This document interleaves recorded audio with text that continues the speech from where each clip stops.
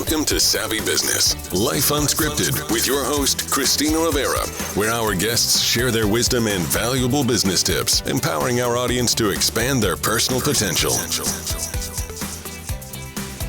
Hi, Bonnie Marcus. Welcome to Savvy Broadcasting, Life Unscripted. I'm so grateful to have you here today. How are you?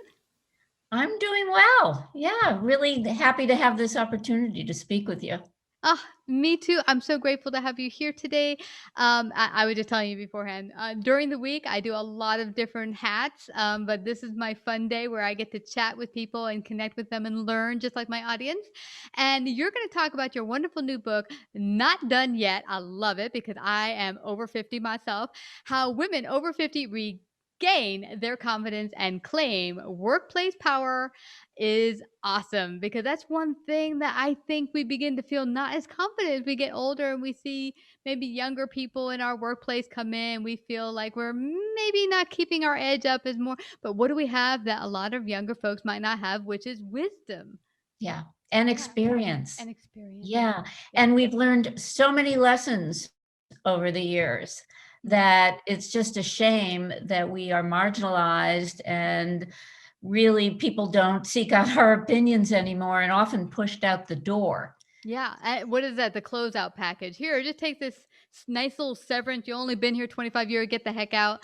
And, you're right. It is sad because with the wisdom, and this is something I've heard. Now, it's not the case for me, and I'm sure it's not the case for a lot of women or even men who are in their 50s or older, is that, oh, well, you can't teach a new dog new tricks, and older people, they can't be taught anything. They're just stuck in their ways. And, well, that That's ain't so untrue, and research actually proves that it's untrue. really.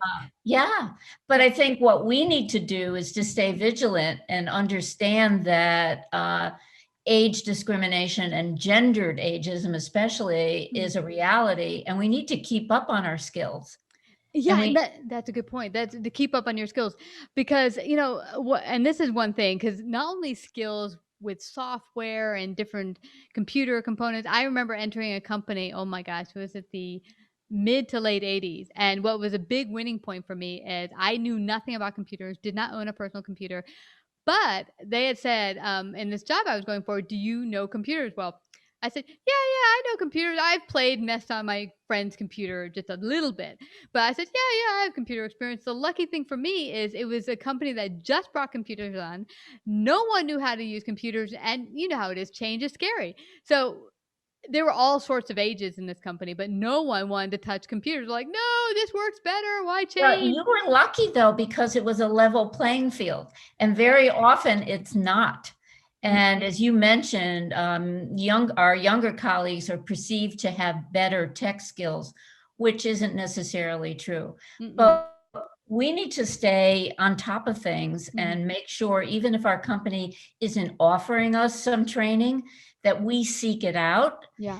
That we look ahead and say, well, in our industry, what are some of the things we need to learn in the future? What's coming down the pike? So that we can be proactive and ahead of the game. And then that puts us in the position where we can teach others, we can mentor others. So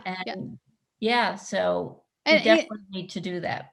No, I love that you say that, because that is so true, Bonnie, because then you make yourself indispensable. And there was this woman, I forgot her name, who had said to me, what you want to do in the workplace is make yourself indispensable. Whatever job you do, make it so that you're the go-to person for whatever that position is. Yeah, and not viewed as through an ageist lens as being over the hill and not having any more value to contribute. Now tell me, through your research, and you've said there's ageism, and especially with women, why is it more with women, do you think? That's because of our society's emphasis on youth and beauty. So what happens is, as women start to show visible signs of aging, we are viewed as less competent. I mean, research shows we are actually viewed as less competent and less valuable. So men face ageism too, but not as early as women. And so a lot of the women that I interviewed felt tremendous pressure to stay young looking and keep up with their appearance, make sure that, I interviewed some women who had Botox and filler and eye lifts and said they needed to do that just to keep their jobs, they felt. And so they're feeling tremendous pressure related to their looks, because ageism is so tied into that. Yeah. And that's very sad, because you had mentioned earlier that some of the younger folks might have the tech savvy and so keep up on your skills. But one thing I found working in a number of offices as a consultant is, yeah, they can come in here and do a fancy little thumb thing and all over the place. But communication skills are often lacking. Being that we're a tad older and wisdom and experience, we've learned how to communicate with finesse, how to connect with people of all different sorts. And one thing that I think with the technological age is really hurt communication, because with a quick line of text, things can get confusing, business deals can get lost. True. And there's really interesting research on the brain as it ages. And it shows that as we age, we develop more connections between the hemispheres. So we may not have as great long-term memory, but those kind of connections make it easier for us to manage relationships, and our temperament is better. All the kinds of things that are really important in the workplace that are discounted, not even paid attention to. And, let's talk about that. How important, I think it's the premise of all business, which is relationships with your customers, employees, your coworkers. If you can't build good relationship with your customers, you're not going to be in business very long. That's very true. Yeah. So the idea, go. Yeah, well, I just think that businesses really lose out when they don't keep older workers, especially older women, to even mentor younger women. So, in the past decade, there's been all this emphasis on advancing women, and what happens, women are dropping out and women aren't advancing to leadership positions. But one of the most important things is the role modeling and mentorship. If a young woman enters the workplace and she looks up and there are only white old men, that's not going to necessarily help her navigate the workplace and figure out what her path is.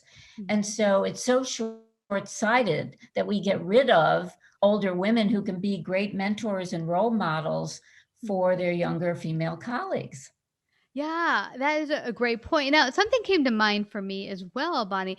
Do a lot of businesses think when you're older that you're more of a risk for health purposes? Because I know with insurance, we get, oh, you're older, let's, raise your premium. That's not true either. Wow, it's not true, but that's what they do. Older workers take less time off. They have less sick time. So there's so many ageist beliefs and stereotypes in our society that are reflected in the workplace that end up showing up in practices and policies. And so companies need to take a good hard look at their bias in all those areas. That's a really good point, because I remember, and this is a long time ago when I first got started in the workforce, I was asked very early on in my early 20s, are you planning to have children? And yeah. And I'm like, this is not something you're supposed to ask me, because yeah, but they want to make sure you're not going to skedaddle the minute I hire you. But I mean, anyone could skedaddle. And in today's time, what was interesting about the present younger workforce is they had no loyalty to companies. Where I grew up, with my mom saying, well, you stick with the company, you give them your loyalty and you give them your best.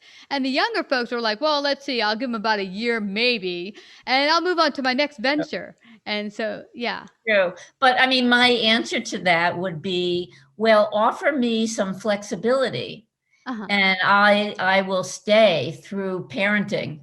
Give me the opportunity to maybe have the parental leave, to take off, to opt out for a little bit and come back and assume my position in the company. And I mean, that's how you retain women. Yeah. And that's how you retain customers. I don't think that they realize one goes with another. You get incredible loyal employees. You get incredible loyal customers because they serve your customers. So Yeah. one does not, if you don't take care of one, you're not going to take care of your customers. Well, so I'm glad you brought that up, because another point that I think a lot of companies miss is the consumer power of women over 50.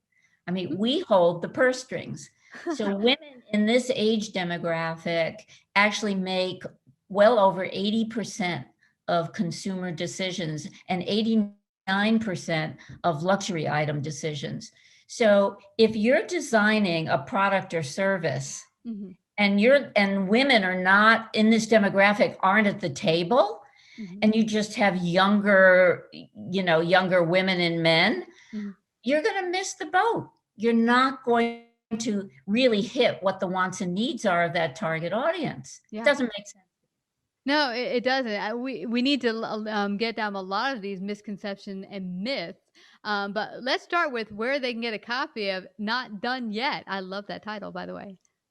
All book outlets. It's available: Amazon, Barnes and Noble, wherever you purchase books. Porchlight should be in your independent bookstore, certainly in your libraries. But yeah, it is available on all book outlets. And I just finished recording the audio book. I was going to ask you. That should be available in a couple of months. That's great. And there's so many folks I know these days that are rushing about listening to audiobooks. So if there's another way to get the information. Now, you also have a wonderful podcast. Share about that and how people can listen in. Yeah, that is so much fun. And we were talking earlier about how exciting it is to meet new people and learn new things. So the podcast is Badass Women at Any Age. And every week I interview amazing women who share their personal journey of how they've reached where they are today. And it's so inspiring to learn how they've overcome different obstacles to really make their mark in the world and be successful. And that is available on Apple and wherever you listen to podcasts. Badass Women at Any Age. Love that title. And I love that you say that, because one thing in my 20s, I remember having this vision that I'm going to climb up the corporate ladder and I'm going to be super, super successful in a penthouse in New York somewhere. But I have to reach it by 30. Yeah, because you got this race of time for some reason. You think you have to be there really quick. And the thing about life is it's an ongoing adventure of, I learned this. Where's my next growth? There's not this one pinnacle, boom, I'm successful. That's it. Yeah. And I entered the workforce at an entry level and made it to be CEO of a national company. And it wasn't that direct climb. And it certainly wasn't by 30. I became CEO at 50. Yeah. So there are a lot of lessons to be learned about, what we learn from our life and our career experiences. Yes. And it's such a great read. Everyone go out, get Not Done Yet today. And thank you so much, Bonnie, for coming to share your great wisdom today on Savvy Broadcasting. Oh, thanks. I really enjoyed our conversation. Me too. Like, subscribe, and share this episode. To listen to more savvy episodes and savvy biz tips, go to www.lifeunscriptedradio.com. To find out about our paid sponsorship opportunities or how to become a guest, email Christina at lifeunscriptedradio.com.